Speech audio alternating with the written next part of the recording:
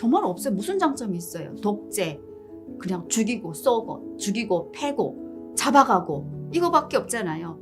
2천만이라는 북한 주민이 전부 다 노예로 살고 있는데 한 사람을 위해서 체제에 대해서는 단 1%도 0.001%도 장점은 없다라고 봅니다.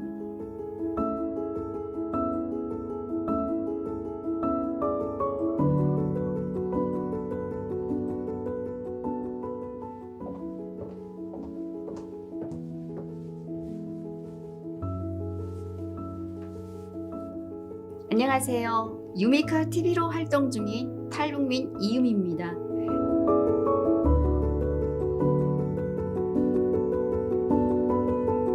제가 처음에 탈북할 때는 한 22살 정도에 처음 북한 땅을 떠나 중국이라는 곳에 가게 됐고, 중국이라는 곳에 가니까 정말 그 화려한 세상, 북한이랑 전혀 다른 세상에서 살면서 또 다른 북한이랑 다른 세상이 있구나라는 걸 알게 됐고, 또 그때 당시 처음으로 북송돼서 감옥 안에서 만났던 친구들의 이야기를 들으면서 북한이랑 전혀 다른 세상이 있다라는 것도 알게 됐고, 그때 처음으로 우리 한국에 대한 이야기도 들었고, 또 그 제가 직접 북송 당하기 전에 중국에서 생활했던 그 화려한 세상, 그거를 알게 되면서 북한 땅을 꼭 떠나야 되겠다. 북한이 정말 이동의 자유가 없어요. 옆 동네를 가는 것도 정말 승인받고 가야 되거든요. 뭐 옆 동네라 해서 내가 살고 있는 옆 동네 아니고 내가 살고 있는 지역에서 벗어나면 무조건 승인을 받아야 됩니다. 근데 국경은 제가 어렸을 때부터 중국 땅에 거의 가서 놀다시피 정말 가까운 곳에 있었거든요. 그래서 중국을 넘어가는 것이 북한에서 승인받아서 옆 동네를 가는 것보다 더 쉬웠어요. 정말 가까운 거리에 살다 보니까. 저처럼 국경 지역에 살던 친구들이나 그런 사람들은 중국을 넘어가는 게 평양에 가는 것보다 더 쉽다. 뭐 이런 얘기를 많이 했었거든요.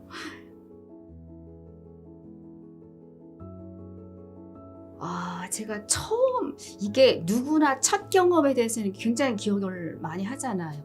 제가 처음 북송당했을 때는 정말 많이 울었어요. 왜냐하면 그때 북송당하기 직전에 저희 아버지가 간첩 혐의를 받아서 보위부에 잡혀가서 돌아가셨고, 그 해 저는 집도 빼앗겼어요. 추방당해서.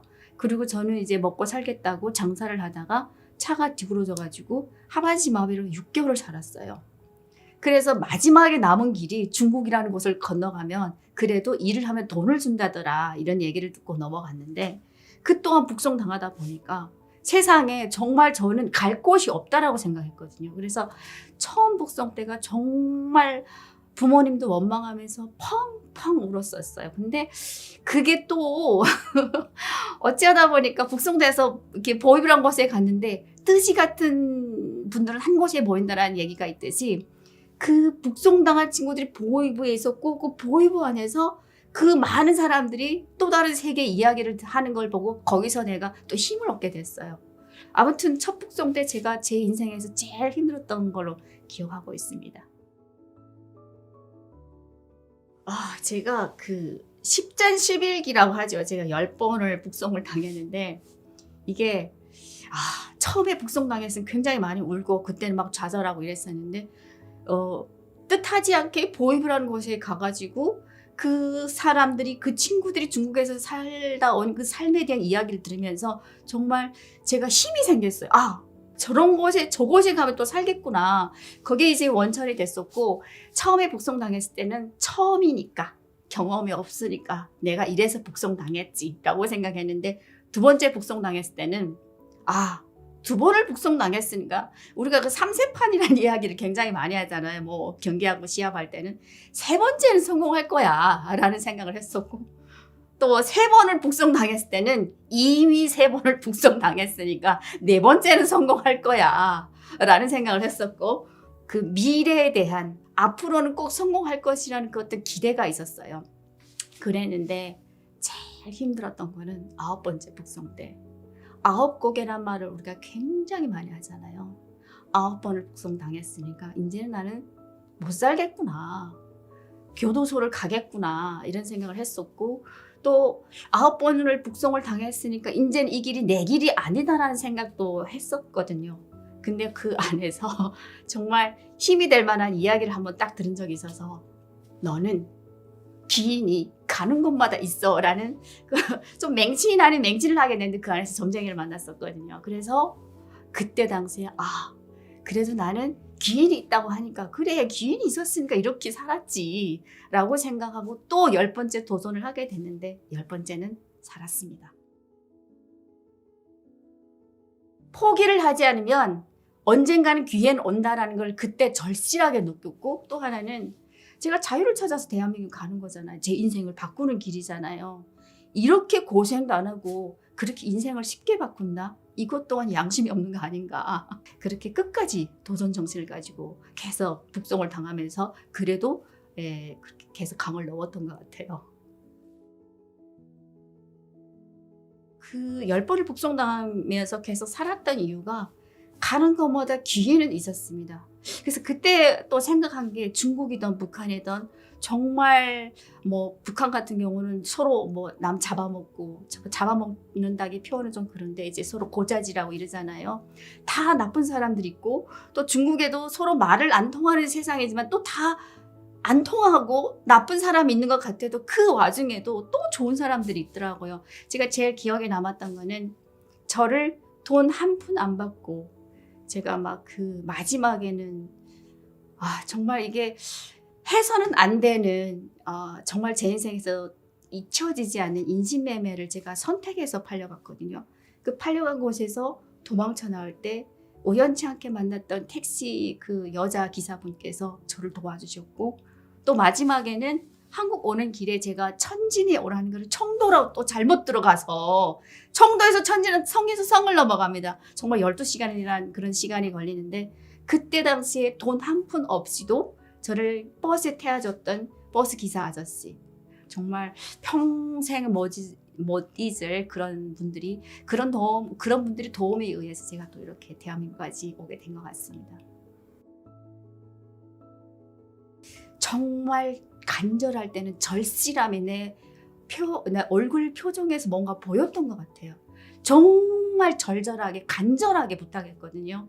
나는 내 인생에 이게 마지막 차다 이렇게 생각하고 그분들한테 부탁을 했는데 그 절실함이 뭔가 통했던 것 같아요. 그래서 그분들께서도 돈 한 푼 안 받고 저를 이렇게 무사히 대한민국으로 오게 이끌어주지 않았나 싶기도 합니다.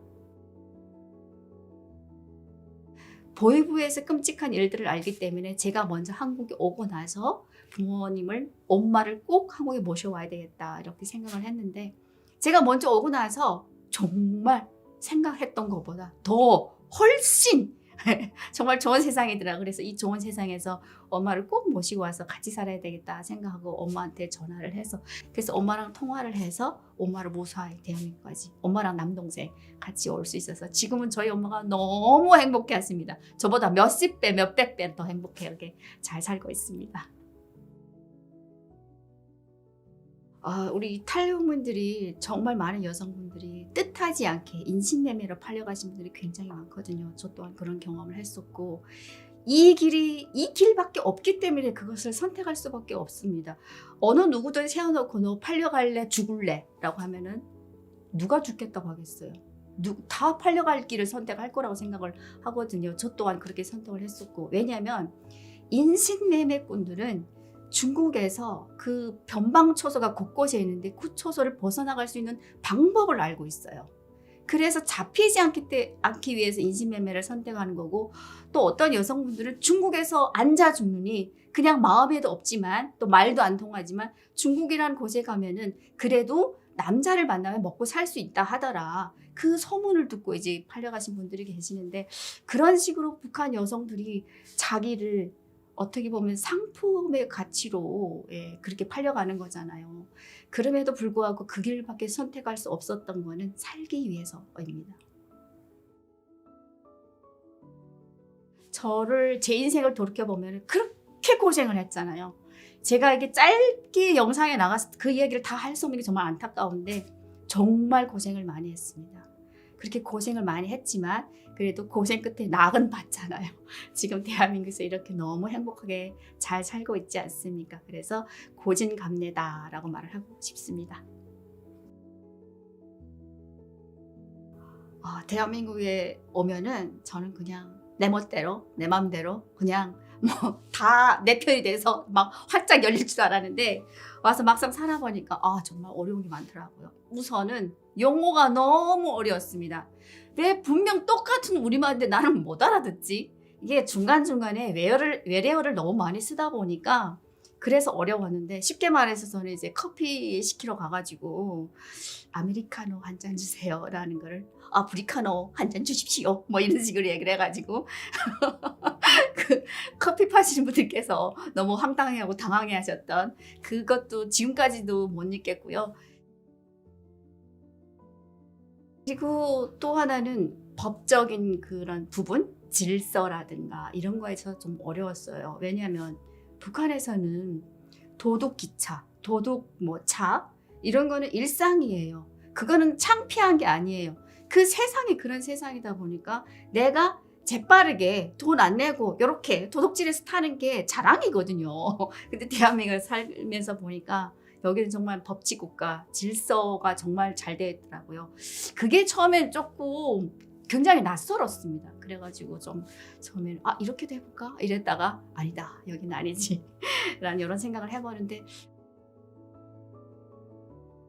대한민국에 오면은 그냥 입만 누워서 버리면은 내가 먹고 싶은 게 와다닥 떨어지는 줄 알았는데 와서 살면서 보니까 아니더라고. 여기도 일을 해야지 먹고 살고, 물론 대한민국도 잘 살긴 하지만은 그 생계에 대한 그 어떤 거는 생계에 대한 건 꼭 이제 따르게 되더라고요. 그래서 저도 처음에는 한 6개월은 너무 행복했어요. 왜 행복했느냐? 6개월 동안에는 그래도 기초생활수급비라는 돈을 나라에서 지원을 해줍니다. 그 돈으로 밥이랑 김치를 사 먹고도 남아요. 근데 북한에서는 밥에다 김치를 먹기 위해서 정말 치열하게 뛰잖아요. 근데 대한민국 와서 보니까 나라에서 정부에서 주는 돈으로 밥에다 김치 먹고도 남을 만한 돈을 주니까 너무 행복했는데, 살면서 보니까 욕심이 생기더라고요. 주변 사람들이 밥에다 김치를 먹기 위해서가 아니라 우리 대한민국 국민들은 누리기 위해서 산다는 게 보여줬어요. 그래서 그때 당시에 느낀 게, 내가 대한민국까지 어떻게 왔는데 정말 10잔 11기로 목숨을 10번 이상을 내놓고 왔잖아요. 그렇게 목숨을 걸고 대한민국 왔는데 먹기 위해서 산다라고 생각하면 안 되지 않겠냐. 보시다시피 성격이 좋지 않습니까? 성격이 좋으니까 주변 사람들이 소개로 너는 중고차 장사를 하면 참 잘하겠다라는 얘기를 하더라고요. 그래서 저는 중고차 영업이라고 했으면은 쉽게 뛰어들지 않았을 거예요. 왜냐면 북한에서는 영업이라는 용어 자체가 없으니까. 근데 장사라는 말은 늘 하는 말이에요, 북한 사람들은. 왜냐면 장사를 해야지 먹고 사니까. 그래서 그 장사라는 그 용어가 굉장히 와닿았어요. 그래. 나는 원래 북한에서부터 장사꾼이었지. 그래서 대한민국에서도 장사를 하면 잘 되겠다. 자동차 일을 하게 됐는데 정말 만만치 않았어요. 왜냐하면 북한에서는 그 장사를 할 때 솔직히 조금 이렇게 소비자들을 속여가면서 말빨이라든가 이렇게 기교만 좀 잘 부리면 떼돈 벌 수 있는 기회가 있는데, 대한민국은 그렇지 않더라고요. 나만 차장사하는 게 아니잖아요. 정말 몇십만 명이 이 대한민국 시장을 장악하고 있다는 걸 잠시 잠깐 착각하고 있었어요. 처음에. 살면서 일을 하면서 보니까 그거를 계속 뉘우치게 됐고, 그거를 뉘우침으로 해서 정직하게 또 열심히 살아가기 위해서 정말 밤낮 안 자고 주말에도 쉬지 않고 정말 열심히 일했어요. 그때만 해도 한 2만 명 정도가 탈북민들이 있었는데 2만 명을 내 고객으로 만들면 나는 정말 많이 팔고 부자가 되지 않겠냐라고 했는데, 막상 영업을 해보니까 다 내 편이 아니더라고요.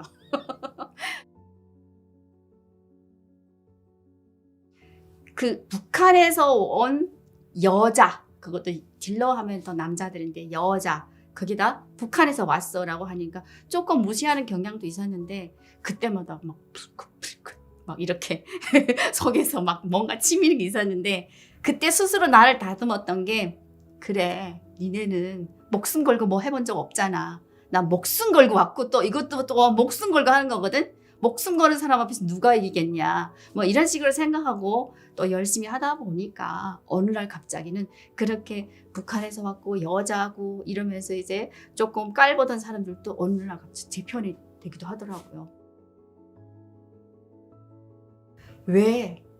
왜 무엇 때문에 이렇게 마지막 벼랑 끝 일을 하려고 해? 라고 하더라고요. 중고차이를 벼랑 끝 일이라고 얘기를 해서 제가 그때 당시에 딱 한마디 했던 거는 벼랑 끝에 가본 적은 있습니까? 라고 했더니 아무 말 못 하시더라고요. 저는요 벼랑 끝에 수없이 가봤어요. 그 얘기를 했더니 그분하고 나하고 차이가 있는 게 그분 못 가봤잖아요. 전 가봤잖아요. 예, 너무 담담하게 이렇게 얘기하니까 이 친구는 하면 되겠다라는 생각을 하게 되면서 저를 이렇게 직원으로 채용했다라고 얘기를 하더라고요.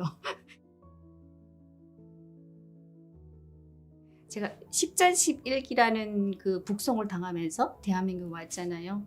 그때 제 스스로 수기를 쓴 적이 있었어요.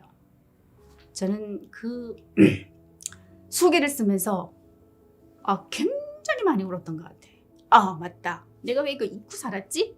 내가 이렇게 힘들게 여기까지 왔는데 저 사람이 뭐길래 내가 저 사람 앞에서 무릎을 꿇으려고 하지? 그게 그때 당시에 그 수기를 쓰면서 나를 다 잡았고 저 오래된 이야기인데 그때 그 수기를 쓰면서 너무 많이 울었던 게 기억이 남아서 그거에 비하면 내가 북송을 당하면서 이겨냈던 거에 비하면 대한민국은 다 열린 세상이잖아요. 이렇게 열린 세상에서 내가 못 산다는 건 말이 안 되지 않겠냐. 그래서 열심히 살았던 것 같아요. 그 수기가 굉장히 나를 잡아줬어요. 그때 당시에. 대한민국을 안 하죠. 아무튼 남조선은 뭐 생돈 뽑아먹고 뭐 길에서 뭐 가는 사람 칼로 찔러서 지갑을 빼놓고 뭐 이런 정말 황당한 교육을 주다 보니까 대한민국에 살면서 여기도 정말 안 좋은 사람들이 굉장히 많을 줄 알았는데 살면서 보니까 정말 좋으신 분들이 많더라고요. 제가 또 북한에서 왔다고 또 이렇게 열심히 일하는 게 너무 복 좋다 이러면서 전국구에서 저를 찾아서 오신 분들이 굉장히 많습니다. 처음에 저를 이유미를 찾아서 이유미한테서만 꼭 차를 사겠다고 오셨을 때 그때가 제일 좋았던 것 같아요. 뿌듯했습니다. 저는 대한민국의 삶의 100점 만점이 100점 만점이라고 평가할 만큼 정말 너무 행복해요. 네, 내가 무엇이든지 제가 하고 싶으면 한다라는 게 너무 좋았고 그리고 뭐 이동의 자유, 모든 선택의 자유, 뭐 모든 게 자유롭잖아요. 그게 저는 너무 좋은 것 같습니다. 남북한에 찰점하게 되면 뭐 어디서부터 어디까지 어떻게 얘기를 할지 모를 만큼 굉장히 다 달라요. 100% 차이가 있다라고 보시면 됩니다. 그냥 사람이 숨쉬고 먹고 이것만 똑같을 공통점이지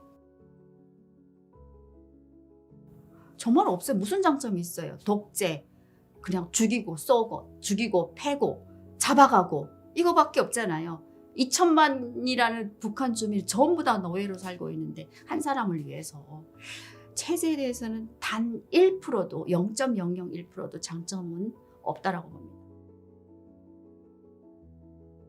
제가 유튜브를 찍으면서 정말 많은 시청자분들이 왜 니네는 탈북해서 도망 나올 생각하지 않고 그 안에서 싸우려고 생각해 본 적이 없느냐라는 댓글이 굉장히 많이 나오는데 어느 누구든 3대 가족의 목숨을 걸고 싸우려고 한 사람은 제가 봤을 때는 우리 대한민국도 없다라고 봐요. 일단은 내가 저 정권을 반대해서 뭔가 싸우려고 하면은 그 거미줄처럼 겹겹이 쌓여있는 그 감시망 속에서 누구나 거의 100% 이거는 들통이 나는데 그때 당시에 만약에 이게 잡히게 되면은 할아버지부터 시작해서 손주들까지 몽땅 목숨을 뺏어가는데 누가 감히 저 체제를 반대해서 내 3대 가족의 목숨을 걸고 싸울까? 이게 만약에 성공한다면은 그렇게 가능도 하다고 보는데 성공할 수가 없어요. 너무 겹겹이 많은 감시 속에서 살아가기 때문에 전 성공할 수가 없고 그래서 많이 실패를 한다고 보거든요. 물론 북한 내에서도 북한 김씨 일가들을 반대하기 위해서 저 체제를 반대하기 위해서 싸우는 사람들이 있습니다. 그게 실패를 했기 때문에 세상에 알려지지 않은 거지. 그 정말 많은 사람들이 그분들도 가서 통째로 정치범수용소에 가서 지금까지도 사시는 분들도 계시고 또 많이 희생을 하셨고 하셨거든요. 그래서 북한에서 싸워서 뭔가 이렇게 투쟁한다는 게 참 쉽지 않다라는 생각을 하게 됩니다. 북한 사람들은 무력 통일을 하든 평화 통일을 하든 통일을 꼭 했으면 하는 바람입니다. 왜냐하면 너무 찌질이 가난하게 못 사니까 한국이 잘 산다는 걸 이미 알고 있고 통일을 해야만이 그래도 뭔가 해결이 된다고 생각하는 거고, 우리 대한민국에서는 정말 세계 10위 안에 들어가는 경제 강국이잖아요. 얼마나 읽어놓은 게 많습니다. 이거를 무력으로 통일한다? 전쟁 난다? 이건 있어서는 절대 안 되는 일이고, 제가 바라는 통일은 개인적으로 평화 통일을 바라는데, 이 또한 평화 통일도 만약에 통일이 딱 됐다 해서 와! 문을 열어서 서로 막 이렇게 왕래가 있으면 서로 죽을 것 같아요. 그래서 점차적으로 그 어떤 대한민국에서도 통일이 됐을 때 그 대비한 게 있을 거라고 보거든요. 그래서 그 계획적인 통일 뭐 이런 게 좋지 않을까 싶기도 해요. 차츰차츰. 저는 무조건 전달이 된다고 봐요. 왜냐하면 지금은 북한에 정말 많은 그 USB 같이 그런 그 영상으로 볼 수 있는 것들이 들어가기 때문에 대한민국 국민들도 이렇게 통일을 바라는구나 하는 거를 우리가 뭐 우리 5천만이 또 5천만이 아니어도 광화문 광장에 꽉 메우기만 해도 그래도 대한민국 국민들도 통일을 위해서 이렇게 싸워준다라는 걸 알기만 해도 북한 사람들한테 큰 힘이 되지 않을까, 이런 생각을 해보게 되거든요. 전달이 되면은 만약에 우리 대한민국에서 통일을 위해서 이렇게 정말 간절히 열심히 투쟁하고 있다는 걸 북한 주민들이 안다고 하면은 정말 큰 힘이 될 것 같아요. 저는 대한민국 국민들이 정말 통일을 간절히 바라는 줄 알았거든요. 왜 그런 거 있잖아요. 잘 살면은 더 잘 살고 싶어지는 게 사람이 어떤 욕구잖아요. 이거는 기본 본능이에요. 근데 지금 우리가 이만큼 너무 잘 살고 있는데 통일되면 더 잘 살 수 있다는 생각에 정말 통일 외치는 줄 알았고, 또 하나는 옛날에 그 임수경 씨가 북한에 왔을 때 정말 여기 머리띠를 둘러매고 이렇게 하면서 투쟁을 했는데, 와, 그때 그 영상을 보고 와, 한국 사람들이 남한 사람들도 저렇게 통일을 바라는구나라는 걸 저뿐만 아니라 북한 전 국민들이 다 보고 있었거든요. 근데 막상 와서 살고 보니까 통일에 대한 이야기는 점점 더 사그라지고, 지금 신세대 같은 경우는 어린 친구들은 아예 통일을 안 했으면 좋겠다라는 얘기를 더 많이 하더라고요. 그런 이야기를 들을 때마다 저는 너무 안타깝습니다. 그래도 우리 한민족이잖아요. 통일은 우리의 숙제라고 생각하거든요. 우리 후대들에게 꼭 물려줘야 되는, 이거는 기본 의무라고 임무라고 생각을 하거든요. 그래서 통일은 꼭 해야 되는데 그 통일 얘기가 점점 사라지고 가는 게 너무 좀 안타깝다라는 생각이 들기도 합니다. 그렇게 큰 행사를, 통일을 위한 행사잖아요. 또 통일하면은 또 우리 탈북민들이 먼저 통일이다 라고 얘기를 할 만큼 통일 선구자들이잖아요. 무엇보다도 이 행사에 탈북민들이 앞장서서 한 목소리라도 더 낸다고 하면은, 만약에 이 영상을 북한에 있는 고향에 있는 친구들이 봤을 때 저 사람이 우리 동네에서 살던 누군데 통일을 위해서 저렇게 한국에 와서 싸워주네, 너무 좋을 것 같아요. 그래서 우리 탈북민들이 누구보다도 앞장서서 이렇게 외치고 목소리 하나라도 더 낸다고 하면은 큰 의미가 되지 않을까, 이런 생각을 하게 됩니다. 지난번에 제가 초대로 코리안 드림 워크숍에 갔을 때 정말 깜짝 놀랐습니다.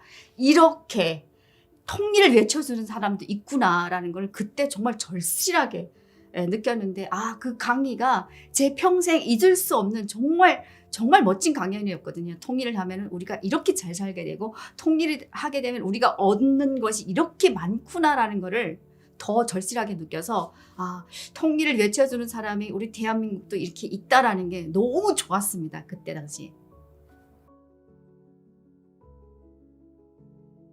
제가 이렇게 대한민국에 살면서 보니까 지금 정말 자유를 만끽하고 살고 있잖아요. 늘 생각되는 거는 고향에 있는 친구들, 또 동네 주민들, 나아가서 북한 전체 주민들에 대한 그 생각은 늘 드는데요. 북한 주민들은 지금도 노예 생활을 하고 있는데 자유가 뭔지, 인권이 뭔지 아무것도 모르는 상태에서 지금 살고 있잖아요. 그래서 그 북한 주민들도 꼭 언젠가는 이렇게 자유를 만끽하는 이런 세상에서 살았으면 좋겠다라는 이 바람은 늘 있습니다. 제가 점점 지금 나이 들어가고 또 대한민국에서 살면 살수록 이 바람은 점점 더 깊어지는 것 같아요. 제가 자유를 찾아 대한민국에 온 지 벌써 어느덧 18년이라는 세월이 흘렀습니다. 그러나 여전히 통일은 되지 않았고 저처럼 남한으로 온 수많은 동포들이 북에 두고 온 가족들을 그리며 살고 있습니다. 자유는 얻었지만 가슴 속에는 그리움만 남았습니다. 10번의 북송, 11번째 탈북을 성공한 저는 그 누구보다도 이 사실을 너무나 절실히 알고 있습니다. 내 삶을 바꿀 수 있는 주인공은 그 누구도 아닌 제 자신이라고 생각을 합니다. 통일도 마찬가지입니다. 통일을 이룰 수 있는 주인공은 남북한 시민들이라고 생각을 합니다. 2024년 코리안 드림 통일 실천 대행진이 9월 28일 임진각 평화누리에서 개최하게 됩니다. 이 자리는 남북한 시민들의 통일의 의지를 보여주는 자리입니다. 2025년 1000만 시민들의 힘으로 통일을 이루어내겠다는 우리 모두의 뜻이 모이는 자리입니다. 많은 분들이 참여를 해주셔서 통일로 가는 길을 힘을 보태주시기를 바랍니다. 9월 임진각 평화누리에서 만나겠습니다.